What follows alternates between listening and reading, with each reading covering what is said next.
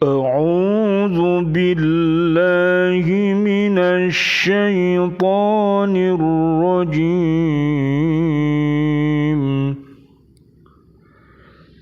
بسم الله الرحمن الرحيم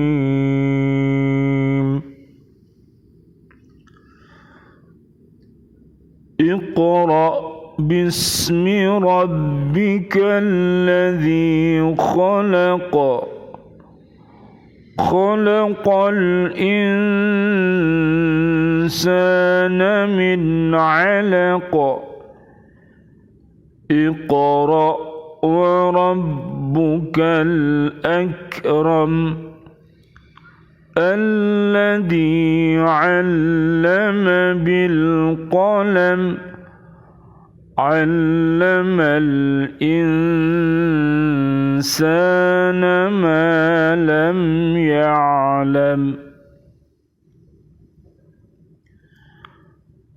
Dengan nama Allah yang Maha Pengasih, Maha Penyayang. Bacalah dengan menyebut nama Tuhanmu yang menciptakan. Dia telah menciptakan manusia dari segumpal darah. Bacalah, dan Tuhanmulah yang Maha Mulia, yang mengajar manusia dengan pena. Dia mengajarkan manusia apa yang tidak diketahuinya.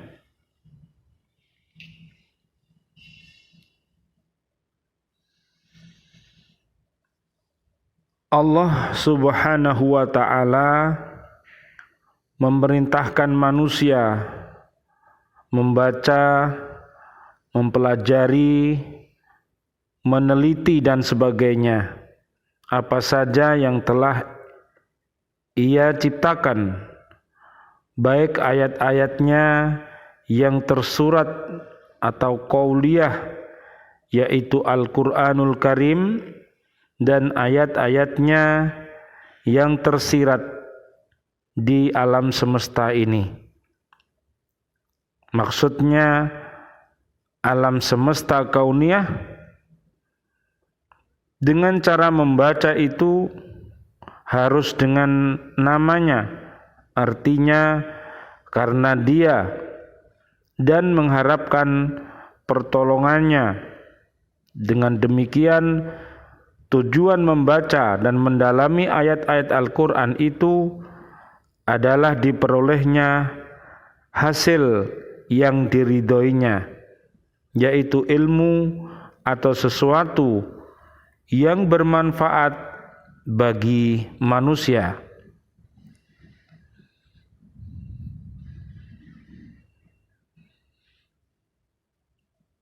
Allah menyebutkan bahwa di antara yang telah Ia ciptakan adalah manusia, yang menunjukkan mulianya manusia itu adalah dalam pandangannya.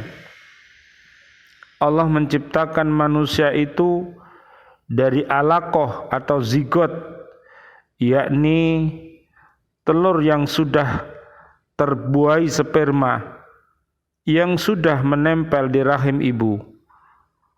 Karena sudah menempel itu, maka zigot dapat berkembang menjadi manusia. Dengan demikian, asal-usul manusia itu adalah sesuatu yang tidak ada artinya, tetapi kemudian ia menjadi manusia yang perkasa.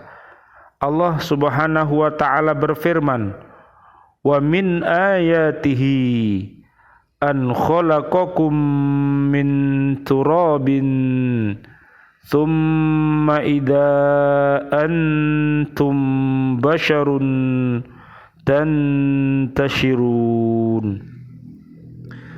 Dan di antara tanda-tanda kebesarannya adalah Dia menciptakan kamu dari tanah, kemudian tiba-tiba kamu menjadi manusia yang berkembang biak. Surat Ar-Rum ayat 20. asal-usulnya itu juga labil. Zigot itu bisa tidak menempel di rahim atau bisa terlepas lagi dari rahim itu, sehingga pembentukan manusia terhenti prosesnya. Oleh karena itu, manusia seharusnya tidak sombong dan ingkar, tetapi bersyukur dan patuh kepadanya. Karena dengan kemahakuasaan dan karunia Allah lah ia bisa tercipta. Allah Subhanahu wa ta'ala menyesali manusia yang ingkar dan sombong itu. Allah berfirman, awalam yaral insanu anna khalaqnahu min nutfatin faida huwa khasimum mubin. Dan tidaklah manusia memperhatikan bahwa kami menciptakannya dari setetes mani, ternyata dia menjadi musuh yang nyata. Surat Yasin ayat 77. Menurut kajian ilmiah, al-alaqah merupakan bentuk perkembangan pra embrionik yang terjadi setelah pencampuran sel mani, sperma, dan sel telur. More dan Az-Zindani menjelaskan bahwa alaqah dalam bahasa Arab berarti lintah atau sesuatu suspensi atau segumpal darah. Lintah merupakan binatang tingkat rendah, berbentuk seperti buah pir dan hidup dengan cara menghisap darah. Jadi alaqah merupakan tingkatan embrionik yang berbentuk seperti buah pir, di mana sistem kardiovaskuler atau sistem pembuluh jantung sudah mulai tampak dan hidupnya tergantung dari darah ibunya, mirip dengan lintah. Alaqah terbentuk sekitar 24 sampai 25 hari sejak pembuahan. Jika jaringan pra embrionik alaqah ini diambil keluar atau digugurkan, memang tampak seperti segumpal darah. Lihat pula telaah ilmiah pada penjelasan surat Nuh ayat 14. Allah meminta manusia membaca lagi yang mengandung arti bahwa membaca yang akan membuahkan ilmu dan iman itu perlu dilakukan berkali-kali, minimal 2 kali. Bila Al-Quran atau alam ini dibaca dan diselidiki berkali-kali, maka manusia akan menemukan bahwa Allah itu Maha Pemurah, yaitu bahwa Ia akan mencurahkan pengetahuannya kepadanya dan akan memperkokoh imannya. Di antara bentuk kemurahan Allah Subhanahu wa ta'ala ialah yang mengajari manusia mampu menggunakan alat tulis. Mengajari di sini maksudnya memberinya kemampuan menggunakannya. Dengan kemampuan menggunakan alat tulis itu, manusia bisa menuliskan temuannya sehingga dapat dibaca oleh orang lain dan generasi berikutnya. Dengan dibaca oleh orang lain, maka ilmu itu dapat dikembangkan. Dengan demikian, manusia dapat mengetahui apa yang sebelumnya belum diketahuinya. Artinya, ilmu itu akan terus berkembang. Demikianlah besarnya fungsi baca dan tulis.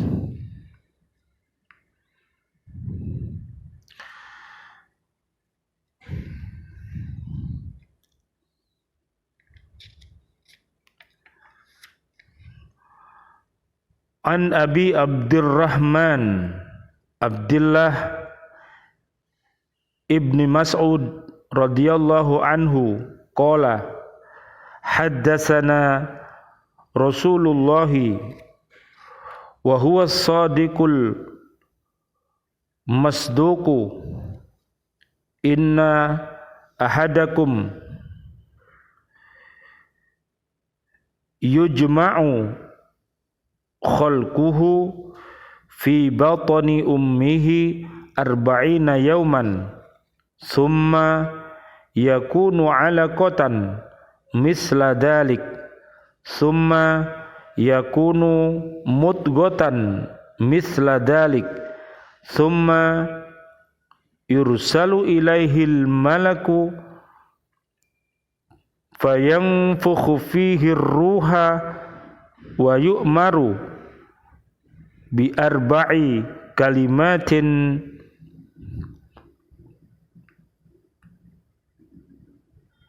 bi katbi rizkihi wa ajalihi wa amalihi wa syakiyun aw sa'idun fa wallahi alladhi la ilaha ghairuhu inna ahadakum la ya'malu bi'amali ahlil jannati hatta ma yakuna bainahu wa bainaha illa dira'un fayasbiqu alaihil kitabu fayamalu bi amali ahlin nari fayadkhuluha wa inna ahadakum la ya'malu bi amali ahlin nari hatta ma yakuna bainahu wa bainaha illa dira'un fayasbiqu alaihil kitabu fayamalu bi'amalil jannati fayadkhuluha rawahul Bukhari wa Muslim. Dari Abi Abdurrahman bin Mas'ud radhiyallahu anhu, dia berkata, telah bersabda Rasulullah sallallahu alaihi wasallam, dan beliaulah orang yang benar lagi dibenarkan.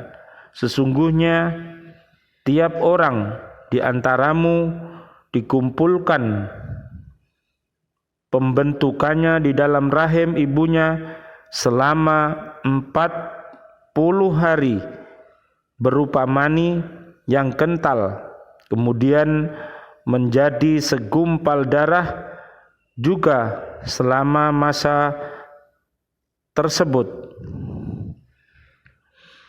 Kemudian dituliskan kepadanya seorang malaikat, kemudian diutuslah kepadanya seorang malaikat, kemudian ia meniupkan ruh padanya dan ditetapkan padanya 4 ketentuan, yaitu ajalnya, amalnya, rezekinya, dan celaka atau beruntungnya. Maka demi zat yang tiada Tuhan selain Dia, Allah, sesungguhnya salah seorang di antara kamu ada yang mengerjakan pekerjaan ahli surga sehingga tidak ada di antara dia dan surga kecuali sehasta. Maka karena telah didahului atasnya ketentuan takdir Allah menjadi penghuni neraka, maka dia lalu mengerjakan pekerjaan ahli neraka, dan tentu dia masuk ke neraka. Dan sesungguhnya salah seorang dari kalian mengerjakan pekerjaan ahli neraka sehingga di antara dia dan neraka hanya sehasta, tapi karena dia telah didahului ketentuan takdir kalau dia akan masuk surga, maka dia mengerjakan pekerjaan ahli surga dan dia tentu masuk surga. Hadis diriwayatkan oleh Imam Bukhari dan Imam Muslim.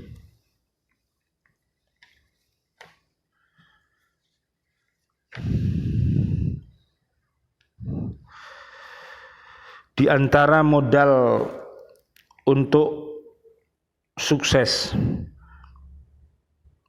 adalah memiliki karakter, bukan hanya karakter moral, tetapi juga karakter kinerja. Bukan hanya jujur, tetapi juga harus profesional. Bukan hanya cerdas, tetapi juga harus disiplin. Sukses kita hari ini adalah produk pendidikan karakter orang tua 30 atau 40 tahun yang lalu. Jika kita ingin anak-anak sukses masa depannya, maka siapkan segalanya agar mereka siap berkompetisi kelas dunia di 30 tahun yang akan datang. Misalnya, tantangan kehidupan tumbuh dengan cepat, sedangkan pertumbuhan kompetensi berjalan lamban. Semakin lama, semakin tinggi kesenjangan antara tantangan dan kompetensi. Perlu komitmen dan kompetensi spiritual dalam berkeluarga, bukan hanya intelektual. Anda bisa saja kuat secara fisik, cerdas intelektual, kaya finansial, dan matang emosional, tetapi jika Anda tidak cerdas spiritual, maka Anda tidak akan sabar menghadapi tantangan pendidikan anak-anak kita di zaman milenial.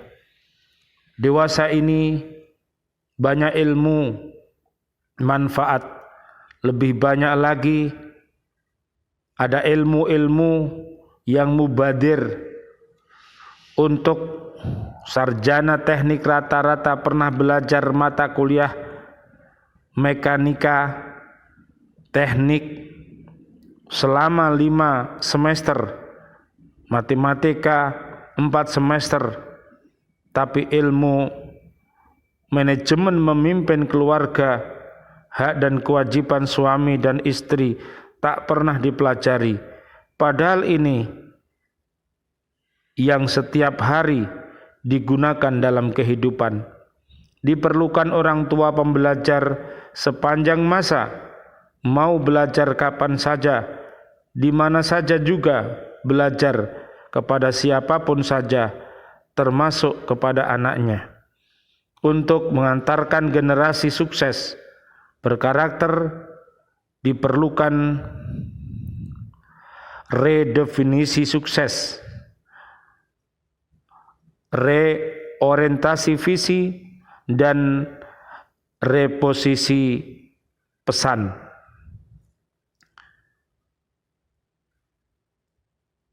Redefinisi sukses artinya harus menyamakan persepsi tentang definisi sukses.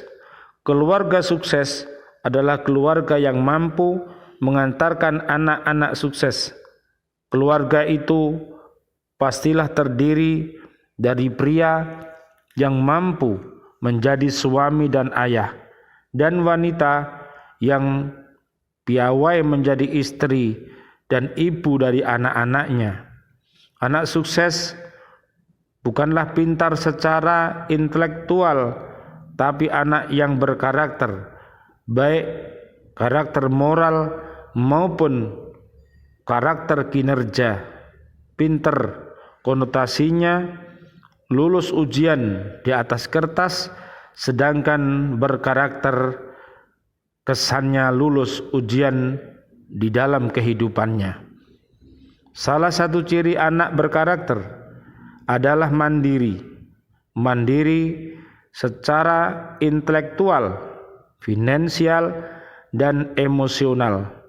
Contoh nyata adalah Rasulullah Muhammad sallallahu alaihi wasallam usia 6 tahun sudah ikut mengembala kambing. Pada usia 12 tahun magang usaha bersama pamannya sampai ke luar negeri. Waktu 17 tahun sudah mempunyai usaha sendiri dan dipercaya membawa dagangan saudagar Arab. Ketika 25 tahun menjadi pembisnis dan bekerja sama dengan investor. Buktinya menikah dengan mahar 12 on emas, atau buktinya menikah dengan mahar 12 on emas dan 20 ekor unta yang kalau dikuruskan saat ini mencapai 1, miliar. Saat 37 tahun sudah peduli dengan akhlak, sosial dan ekonomi masyarakat. Pada usia 40 tahun sampai akhir hayatnya hidup untuk berdakwah. Berikutnya adalah reorientasi visi. Keluarga harus punya tujuan kemana bahtera keluarga akan berlabuh. Dengan visi, keluarga akan kuat menghadapi badai kehidupan. Tanpa visi, keluarga akan mudah diombang-ambingkan dan mudah salah arah. Visi dalam Islam bisa diartikan seperti niat, dan setiap amal perbuatan tergantung pada niatnya. Nabi Ibrahim alaihissalam memberikan doa yang seharusnya bisa menjadi visi keluarga. Wahai Tuhan kami, anugerahkanlah kepada kami istri-istri dan keturunan kami sebagai penyenang hati, dan jadikanlah kami imam, pemimpin bagi orang-orang yang bertakwa. Surat Al-Furqan ayat 74. Istri cantik, anak penurut, dan anak yang sukses adalah sebagai penyenang hati atau qurrata a'yun. Tetapi tujuan keluarga muslim tidak cukup sampai di situ. Keluarga muslim juga harus memastikan keturunan mereka adalah orang-orang yang bertakwa.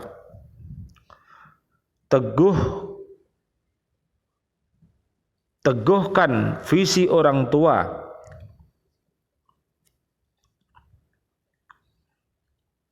dan beserta anak-anaknya agar mereka menjadi generasi yang tangguh, yang akan mampu hidup di zamannya. Tengoklah visi orang tua Muawiyah dan Salahuddin Al-Ayyubi, keluarga yang mempersiapkan pemimpin-pemimpin Islam, dan mengutip pernyataan Insinyur Soekarno, gantungkanlah visi anakmu setinggi langit. kalaupun jatuh masih terselip di antara bintang-bintang. Berikutnya adalah reposisi peran. Keluarga ideal harus tahu di mana posisi peran ayah, peran ibu, peran guru. Jangan sampai saling lempar tanggung jawab antara ayah, ibu, dan guru. Dalam Al-Quran terdapat 17 kali dialog orang tua dan anak, dialog antara ayah dengan anaknya 14 kali, dialog antara ibu dan anaknya 2 kali, dialog antara kedua orang tua tanpa nama dengan anaknya 1 kali. Penanaman akidah dan akhlak oleh ayah, Luqmanul Hakim. Penanaman jiwa keikhlasan oleh ayah, Nabi Ibrahim alaihissalam. Peleraian pertikaian Qabil dan Habil oleh ayah, Nabi Adam alaihissalam, dan lain sebagainya lebih banyak diperankan oleh ayah.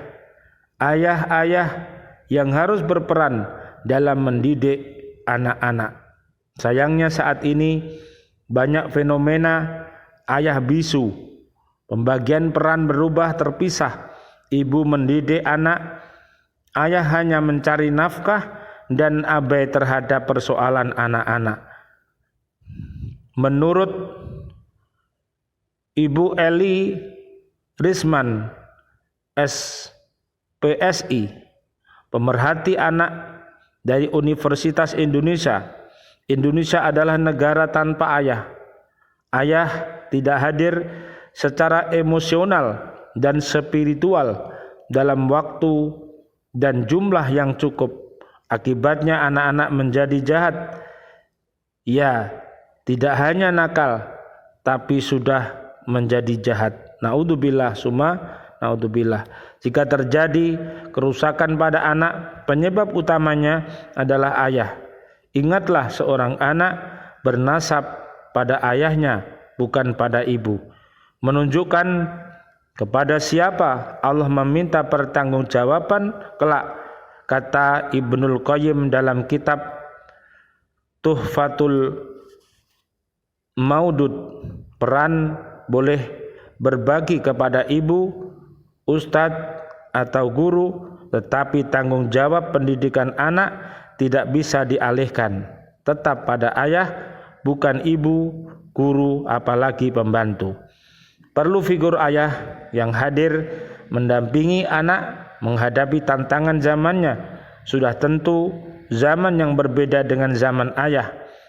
Cara mudah mengantarkan anak sukses adalah gali potensi dan raih prestasi. Orang tua jangan mendikte dan memaksakan kehendaknya pada anak. Setiap insan terlahir unik dan istimewa, pemberian Allah Subhanahu wa ta'ala.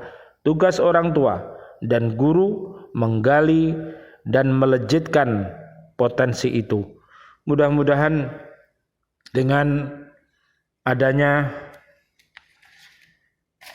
iman dan takwa yang senantiasa kita istiqomahkan, Allah Subhanahu wa ta'ala menjadikan generasi-generasi kita generasi-generasi yang kuat, generasi-generasi yang unggul, yang akhirnya bisa menjadi seorang ayah dan ibu yang soleh dan solihah.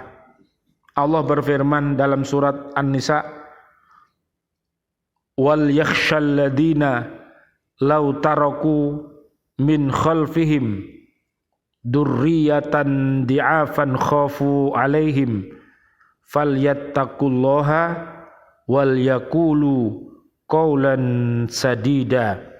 Dan hendaklah takut kepada Allah orang-orang yang sekiranya mereka meninggalkan keturunan yang lemah di belakang mereka, yang mereka khawatir terhadap kesejahteraannya. Oleh sebab itu hendaklah mereka bertakwa kepada Allah dan hendaklah mereka berbicara dengan tutur kata yang benar. Mudah-mudahan Allah Subhanahu wa taala menjadikan anak dan cucu kita serta seluruh sahabat-sahabat kita, saudara-saudari kita menjadi pribadi-pribadi yang beriman dan takwa dan menjadi orang-orang yang soleh dan solihah. Marilah kita berdoa kepada Allah. A'udzubillahi minasyaitonirrajim. Bismillahirrahmanirrahim. Rabbana hablana min azwajina wa dzurriyyatina qurrata ayun waj'alna lil muttaqina imama. Taqabbal minna innaka antas samiul alim wa tub alaina innaka antat tawwabur rahim. Walhamdulillahi rabbil alamin wal afu minkum. Wassalamualaikum warahmatullahi wabarakatuh. Waalaikumsalam warahmatullahi wabarakatuh.